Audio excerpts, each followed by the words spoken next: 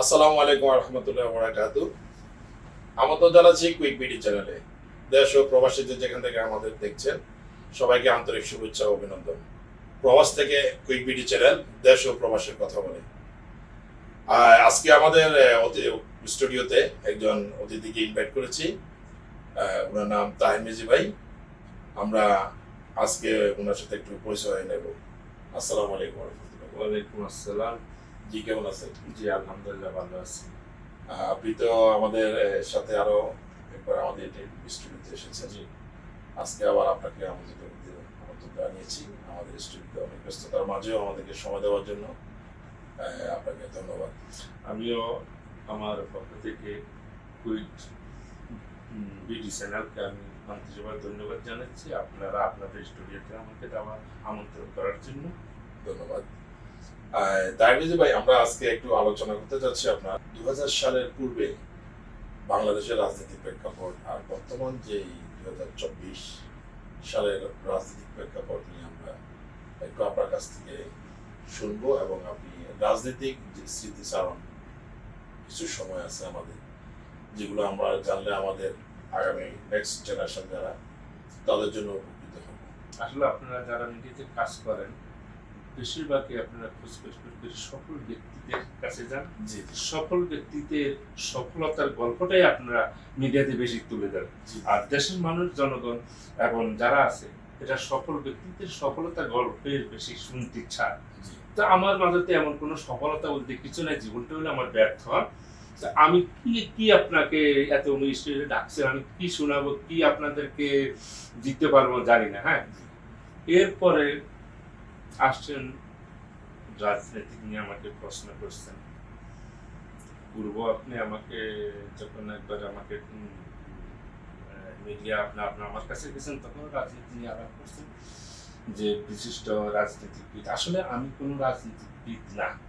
রাজনীতিবিদ আর রাজনীতি এবং নেতা তিন ভাগে বিভক্ত। ঠিক, আমি নেতা হইতে পারি, আপনিও নেতা হইতে পারেন। আপনি ফ্যামিলির নেতৃত্ব দিচ্ছেন তাহলে আপনি একটা নেতা, আপনার অফিসের নেতৃত্ব দিচ্ছেন, আপনার কর্মচারীদের নেতৃত্ব তাহলে আপনি নেতা।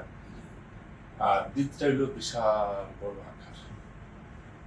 তবে হ্যাঁ, রাজনৈতিক ব্যক্তিদের সাথে আমার কিছুটা বসা ছিল, ওই সুবাদে যাই হয়তো কিছু রাজনৈতিক অভিজ্ঞতা হয়েছে। একটা ডাক্তারের সাথে যদি সাধারণ আপনার রাজনীতি এখন, আমি আপনার সাথে কথা এর করতে চাই, আপনার রাজনীতি এখনো চলমান, কিন্তু আপনি এখনো প্রবীণ রাজনীতি না। প্রবীণ বলতে কি বিদটা না বললেই চলে, কারণ আমি বিদ হইতে পারি না। কারণ যারা ছাত্র থেকে উঠে আসছে না, উঠে আস্তে আস্তে আস্তে আস্তে এরা করে একজন রাজনীতিবিদ। আমরা যেমন আপনি একজন রাজনীতি ব্যক্তি, আপনার সাথে আমার দীর্ঘদিন বসায় আমার অনেক রাজনীতি অভিজ্ঞতা হয়েছে। একজন ডাক্তারের সাথে যখন একজন সাধারণ মানুষ চলাফেরা করে, কিন্তু সে ওষুধটা দিতে পারে, কারণ ওই যে ডাক্তারের সাথে চলছে না। তো তোদের আমিও কিছু রাজনৈতিক ব্যক্তিদের সাথে এত সম্পর্ক ছিল, চলাফেরা। আর এখানে আমরা সংগঠনের সাথে আছি, এটা ঠিক আছে। হ্যাঁ, দীর্ঘদিন কাতার রাজনীতির সাথে ছিলাম। তো তারপরে বিদ হওয়া এটা সম্ভব না। আর বিদ হইতে হলে আমি আবার পুনরায় ফিরতে যাইতে হবে, প্রথম জীবন থেকে শুরু করতে হবে। আমি আমার মুখে কিন্তু অনেক জড়তা আছে, শব্দ উচ্চারণ একটু ব্যতিক্রম আছে। তাই আমি দর্শকদের উদ্দেশ্যে বলছি, আমার মধ্যে যদি কোনো ভুল ত্রুটি হয়, আমার শব্দ উচ্চারণে কোনো যদি ভুল হয়, আপনারা ক্ষমা দৃষ্টি দেখবেন। কারণ আমি কখনো মিডিয়াতে আসিনি, আমরা কর্ম নিয়ে ব্যস্ত থাকি। যারা মিডিয়াতে আসে, টক শো করে, এরা ওদের ফেসাইলে উঠা, এরা এটা নিয়ে তারা রিসার্চ করে, প্র্যাকটিস করে, কালকে আমি কথা বলবো। এবার আপনি হঠাৎ আমাকে ডাকে নিয়ে আসছেন, আমি কি বলবো? গত কিছুদিন আগে আপনাকে হঠাৎ, আমি তো কেমনি নার্ভাস, কনফিউজ, কি কইছি না না কইছি সেটাও নিজেও জানি না। তো এখনো আপনি আমাকে গান থেকে উঠে নিয়ে আসছেন, চলে এখন আসি বলে যে আপনি কিছু করেন, তো এগুলো নিয়ে একটু প্রস্তুতি থাকতে হয়। যাক, এখন রাজনীতি ব্যক্তিদের সাথে আমি কত সম্পর্ক ছিল, এই হিসাবে এত কিছু অভিজ্ঞতা হয়েছে। এখন বর্তমান প্রেক্ষাপট রাজনীতি বলতে সেই সম্মান নেই, আপনার যে চেইন অফ কমান্ড বলতে কিছু নেই। একসময় আমাদের বাপ দাদাদের আমলে, চাচাদের আমলে যারা রাজনীতি করছে তাদের মধ্যে একটা গুড সম্পর্ক ছিল, পক্ষ দুই পক্ষ, তাদের মধ্যে প্রতিহিংসা রাজনীতি ছিল না।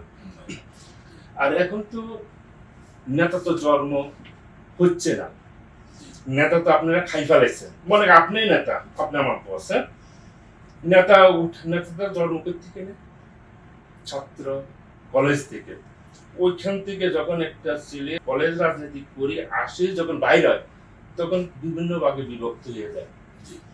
আপনি নিয়ে দেখতেছেন, যেমন আপনার নাম কি, দিদার ভাইয়া, চলে গেলেন দিদার গ্রুপ বানায় লাইছে না, সে নেতা হইতে পারে না। আবার কেউ আছে অমুকের লোক বানায় ফেলাইছে, কিন্তু নেতা খাই ফেলায়, নেতা আমরা খাচ্ছি কিন্তু নেতা জন্ম নিচ্ছে না। না, কথাটা কি বাস্তব নাকি? এখন বাংলাদেশে যতগুলা ছাত্র থেকে যারা রাজনীতি করে আসবে আগামী প্রজন্ম, কিন্তু এরা মূল জায়গায় খুঁজতে পারে না। এদেরকে থানা পর্যন্ত আসলে কিছু মূল দল নিয়ে যান, কিছু ছাত্র দল নিয়ে যায়, কিছু যুব দলে নিয়ে যান, অমুক বাহিনী, অমুক গ্রুপ, এটাই। হ্যাঁ, এরপরে রাজনীতি আমি যতটুকু বুঝিয়ে দেখতেছি,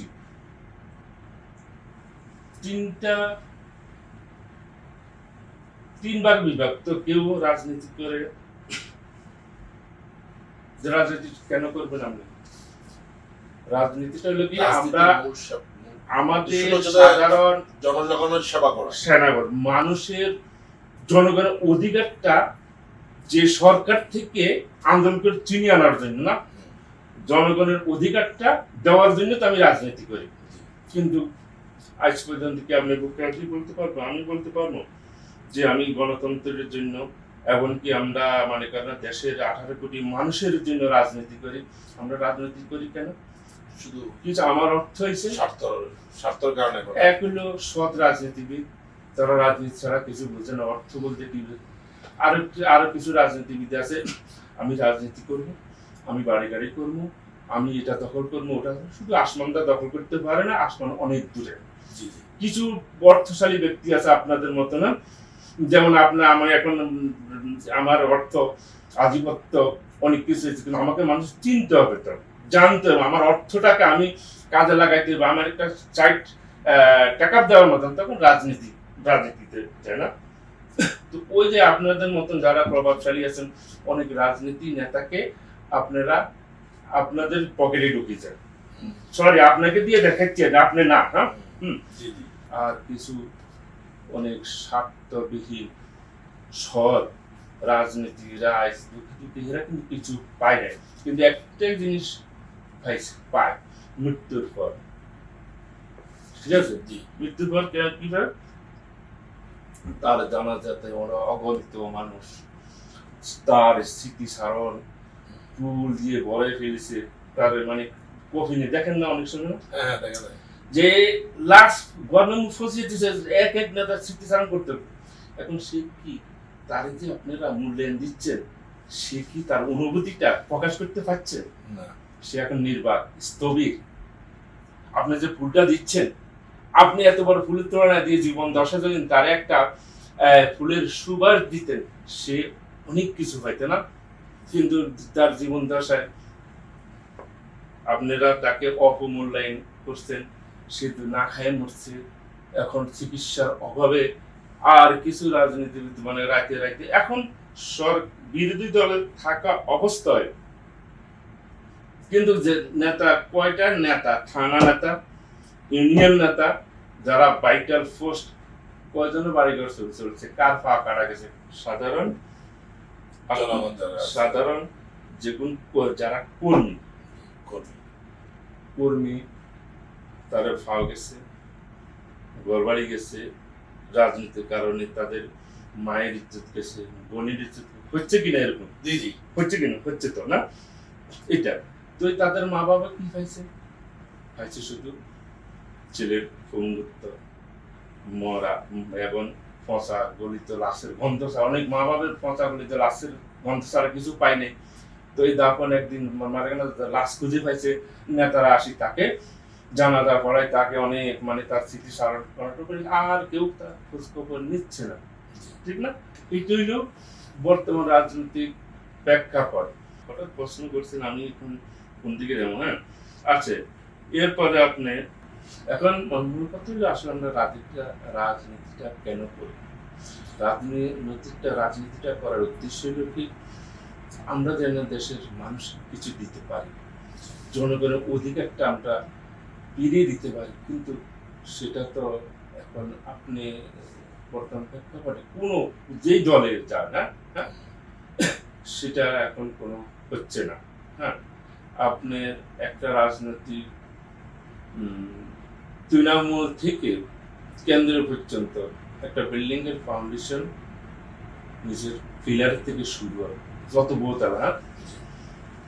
কিন্তু যখন আর রাজনৈতিক পিলারটা কোথায়? তৃণমূল যারা হিতে, যেমন একটা ওয়ার্ডের কান্দে ভর ধরে কে উঠতেছে ইউনিয়নের কান্দে ভর ধরে উপজেলা কান্দে ভর ধরে কে উঠতেছে জেলা বুঝে, কিন্তু মূল ফাউন্ডেশন কে? তৃণমূল। কিন্তু সেই তৃণমূলের নেতারা আখের কিচ্ছুই পাচ্ছে না, মানে কোনো লাস্টে কি হয়, সম্মানটুকু হেরা আমি দেখিনি কখনো পাইতে। এই জন্য এখন একসময় মনের মধ্যে একটা ফিলিং ছিল, যে চেতনা ছিল রাজনীতি। এখন বয়স হয়েছে আর দেখি যে এখন রাজনীতি যে প্রেক্ষাপট, আখের আমার থেকে অনেক নামি দামি ওরাই কিছু পাই নাই, আমরা কিছু পাবো। এইটা। আচ্ছা আচ্ছা, আপনি বলতে চাচ্ছেন যে যারা সত্যিকার অর্থে যারা রাজনীতি করে তারা মূলত সম্মান সবকিছু থেকে বঞ্চিত। আপনার কথা মাঝে আমি বলতে চাচ্ছি, একসময় তো রাজনীতি যারা করতেন তারা মাঠে ঘাটে এবং আপনার প্রত্যেকটা পরিবারের দিকে, প্রত্যেকটা সমাজে, প্রত্যেকটা ইউনিয়নে ভিজিট করতেন। এরা মানুষের সুখ দুঃখ, সুবিধা অসুবিধা সবকিছু দেখতেন। এখন দেখা যাচ্ছে যে যারা রাজনীতি যারা করতেছে, বড় বড় এমপি মিনিস্টার যারা অথবা মেম্বার চেয়ারম্যান যারা বড় রাজনীতি যারা হয়ে গেছেন, তারা এখন আর এই যে সমাজের মানুষের কাছে, তাদের কাছে কোনো রকম, তাদের সাথে কোনো রকম মানে বিচ্ছিন্ন, তারা শুধু তাদের নিজের স্বার্থের রাজনীতি। এটা কেন হচ্ছে আমাদের দেশে? এটা বিচ্ছিন্ন হবে না কেন?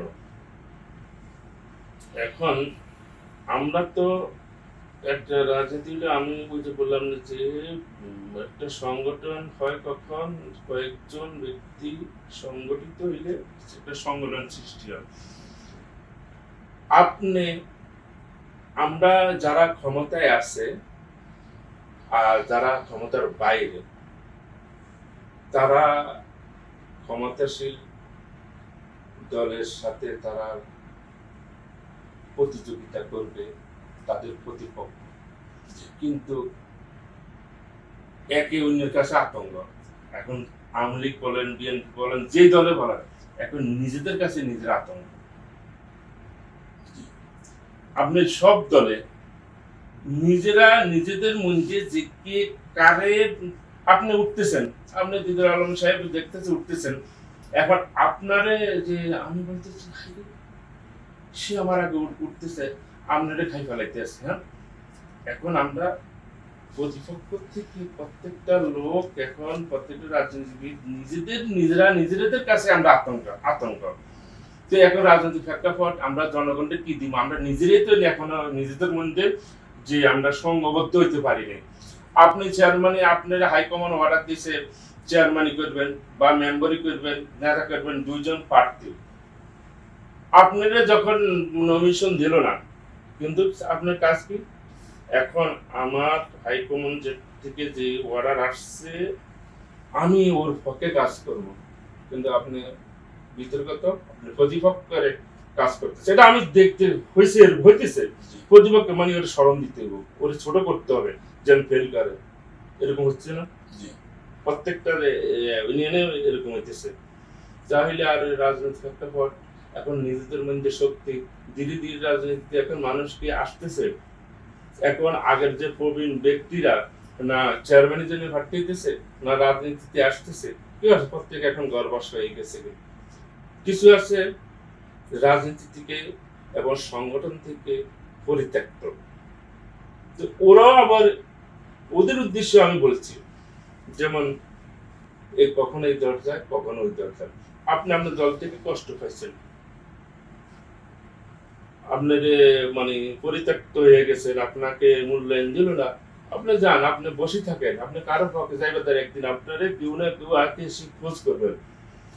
কিছু আছে দরজা চেঞ্জ করে, এই কতক্ষণ এই দরজা, কিছুক্ষণ ওই দরজায়, কিছু এখন দরজায় এত দরজা চেঞ্জ করলে আপনি এটা তো কেউ খুঁজে পাবে না, না ওতে ওরা আবার নিজেদের ওই অস্থিরতা, ধৈর্য নাই, মানে আমি এখন এখানে কিছু পাইলাম না, ওইখানে যাবো, ওইখানে কিছু, ওরা আবার এখন ওই নর্তকের পায়ের ঘুঙ্গুরের মতন, কখনো তার পায়ে যায় চঙ্গাচন, ওইখানে কখনো যায় লাস্টে এরা ওই কোনোটাই পায় না, না এইটাই হলো ধৈর্য অনেকের। যেমন আমি ওই যে সৎ রাজনীতি, যেমন আমি এখানকার কথা, এখানে আমাদের শহীদ ভাই আছে না,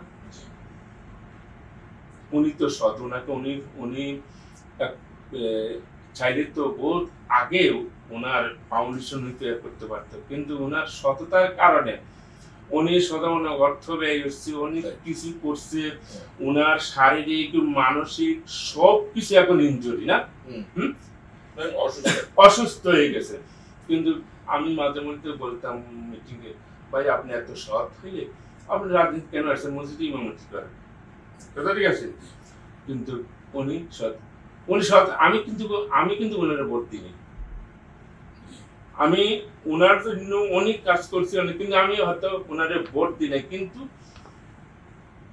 যারা উনি অনেক ভোটে মানে ফেল করছে, কিন্তু যারা ওরা আবার ওনার জন্য সবার এক কাঁদছে, কিন্তু আমি সবার সামনে 80 জন সদস্যের মাঝে কইছি আমি আপনার বলতে আল্লাহরে হাজির নাজির করি, বলছি আমি আপনাকে ভোট দিই না, 200 জন মানুষের আমি দিছি ভোট দিছে, কিন্তু তাই বলে কি আমি ওনার ভোট না দিছি, ওনার প্রতি আমার শ্রদ্ধা ভালোবাসা কোনোটাই আমার ওনার প্রতি শ্রদ্ধা ভালোবাসা কোনোটাই কমতি হয় নাই, এখন ওটা থাকবে। কোনো কারণে হয়তো আমি ওনারে কিছু লোকের কারণে মনের কষ্টে ওনার সাথে কাজ, ওনার জন্য আমি দীর্ঘ সময় আমার ব্যবসা প্রতিষ্ঠান বদ্ধ করেও কাজ করছি না, তো কিছু মনে করছে ওনাকে আমি করতে, কিন্তু আমি সবার সামনে প্রকাশ্যে আপনার সামনে এখন তো সবাই শুনতেছে না, আপনি এখানে আসি আমি বলতেছি, আমি বুঝতে পারছি আপনার কথা, যারা মানে ভদ্র এবং ভালো মানুষ যারা ওনাদের জন্য রাজনীতি আসে না। আমি আরেকটা লাস্ট একটা তো প্রশ্ন, আমি জানি না সবার কিছু আছে, আমি আরেকটা প্রশ্ন আছে যে বর্তমান প্রেক্ষাপটে এই রাজনীতির যে একটা জিনিস, এটা আমাদের সমাজে আমরা অনেকে পরিবার মনে করি একটা অভিশাপ। এই রাজনীতির প্রতি অনেক, এই দলের প্রতি, এই নামটার প্রতি অনেকে অনেক পরিজ্ঞান, বিভিন্ন সমাজের বিভিন্ন কাজে করে, সামাজিক আবদ্ধ, যেটা বিয়ে শাদীর ব্যাপারে, অনেক ব্যাপারে যে অনিয়া রাজনীতি যারা করে তাদের থেকে অনেকটা দূরে সরে থাকে। এই যে অনিয়াটা আসবে না কেন? এখন আমি যদি বলি আমার ছেলের হয়তো বিয়ে করাবো, যখন আমার হয়তো প্রশ্ন করলে ছেলে কি করে, আমার ছেলে রাজনীতি করে, ছোট বড় রাজনীতির জন্য যদি শুনে দিচ্ছে একটা রাজনীতির সাথে মানে অনেকে রাজি হয় 100 কিলোমিটার দূরে আছে, অনেক সময় কেন এখন রাজনীতি মনে করেন না, মানুষের জানের নিরাপত্তা নাই, মালের নিরাপত্তা নাই, আর প্রতিহিংসা। এখন এই প্রতিহিংসার কারণে এখন আমি বিএনপি, আমি একটা দল করি, আপনার ওই দল করেন না, আপনারে আমি কিভাবে ছাগল প্রতিহত করি আপনাকে ছোট করার জন্য, আপনাকে যদি আমি না পারি আমার প্রতিপক্ষরে দিয়ে হইলো আপনারা আমি করবো। এরপর আছে কিছু কিছু পোলা ফাইনের হাতে মধ্যে দিয়ে দেয়, যুব সমাজে অস্ত্র উঠাই দেয়, লাঠি ছন্ডা উঠাইয়া দেয়, কিছু মাদক উঠাইয়া দেয়। এখন পোলা ফাইন যখন একটা উঠতি বয়সের পোলা ফাইন, যখন আমার জেলার নেতা এই সুমন কোথায় আছে, গর্বে মন ভরে যায় কিনা, এখন সে মানে দুনিয়াটা তার কাছে মনে হয় কিছু না, হুদাউদি একজনের সাথে তার প্রভাব খাটায়, আমি অমুক সভাপতি, আমি এটা সেটা, কিন্তু এটা আগে আমাদের বাপ সাথে আমলে এটা ছিল না। দেখলাম পক্ষ প্রতিপক্ষ অনেক নেতা একসাথে চলাফেরা করতে। এখন এই দলের লোকেরা যদি আপনি একটা অনুষ্ঠান দাওয়াত দেন, আপনার দলের লোকের এতে তো লেহাজি করতে আছে, রাজনীতি হলো আমার নাগরিক অধিকার। জি, তাহের মেজি ভাই, আমরা অনুষ্ঠানটার একটু শেষ পর্যায়ে চলে আসছি। আরেকটা আপনার কাছে আমার ছোট একটা প্রশ্ন আছে। বর্তমান আমরা দেখতেছি আমাদের এই দেশে ছোট ছোট যে ছেলেগুলা রাজনীতির সাথে সম্পৃক্ততা খুবই ভালো দেখা যাচ্ছে এবং পড়াশোনার জন্য খুব অনীহা এবং রাজনীতির দিকে খুব আকৃষ্ট। এই ছেলেগুলা রাজনীতির জন্য কখন আপনি মনে করতেছেন প্রবাস সময় রাজনীতিতে আসা, পড়াশোনার ক্ষতি হচ্ছে আর ছেলেগুলো খুবই উচ্ছৃঙ্খল হয়ে যাচ্ছে বর্তমান সমাজে, ছাত্র সমাজে যেটা দেখা যাচ্ছে? এখন উচ্ছৃঙ্খল যেটা আমি দেখতেছি, যেটা আমি মানে অনেক সময় নিজে এলাকাতে অবজারভেশন করতেছি, যে ছাত্র দলের সভাপতি, ছাত্রলীগের সভাপতি, কিন্তু সে কোনো কলেজে জীবনে যায়নি। যদি সে কলেজে যাইতো, কলেজ থেকে রাজনীতি করতে করতে আস্তে আস্তে সে থানাতে আসছে, তার মধ্যে সভ্যতা, আদর্শ, নীতি বলতে কিছু থাকতো। হ্যাঁ, আর ওরে তো মনে করেন না করতে উঠে আনি, একসময় তো প্রাইমারি পর্যন্ত পড়ছে, হাই স্কুলে কদিন গেছে, এরে এখন ইউনিয়ন ছাত্র লীগ, ছাত্র দল, ছাত্র সভাপতি বানাই দিছি না। সে তো মনে করেন না ছাত্রে না। তো একজন যে রাজনীতিটাকে এখন সত্যি বলতে কি সঠিক রাজনীতিটাকে সঠিক রাজনীতি ব্যক্তির হাতে তুলে দেওয়া হচ্ছে না বিদেয় আজ এই অবস্থা। ধন্যবাদ তাহের মেজি ভাই, আপনাকে অসংখ্য অসংখ্য ধন্যবাদ আমাদের কুইবিডি চ্যানেলের পক্ষ থেকে। আজকে ব্যস্ততার মাঝে আমাদেরকে সময় দিয়েছেন। সুপ্রিয় দর্শক, আজকে আমাদের এই অতিথির সাথে অনেকক্ষণ আলোচনা করেছি আমরা। সুপ্রিয় দর্শক, আজকে কি বলতে চেয়েছি আপনারা অবশ্যই বুঝে আসছে। বর্তমান প্রেক্ষাপটে যে রাজনীতি নিয়ে আমরা অনেকক্ষণ আলোচনা আমাদের অতিথি করিয়েছি। আমাদের বর্তমান সমাজকে রাজনীতি যে একটা সম্মান, ইজ্জত এবং কি যে সুশিক্ষা রাজনীতির যে এটা আমাদের দেশে নেই, যেটা আমরা চাই আমাদের বাংলাদেশকে প্রতিহিংসা এবং কি স্বার্থের রাজনীতি সেটা থেকে আমরা মুক্ত করে আমাদের রাজনীতিকে আরো এগিয়ে নিয়ে যাব। সুপ্রিয় দর্শক, আজকে এই পর্যন্তই আমাদের আলোচনা, এবং কি আমরা আমাদের এই কুইবিডি চ্যানেলের প্রোগ্রামটি দেখতে পাবেন আপনারা ইউটিউব চ্যানেলে, ফেসবুক পেজে এবং আমার ব্যক্তিগত পেজে। অন্য আরেকদিন আরেকজন অতিথিকে নিয়ে আবারও আমরা আপনাদের সাথে উপস্থিত হবো। সে পর্যন্ত ভালো থাকুন, সুস্থ থাকুন, আমাদের সাথে থাকুন, লাইক এবং শেয়ার করে। ধন্যবাদ। আসসালামু আলাইকুম ওয়া রাহমাতুল্লাহি ওয়া বারাকাতুহু।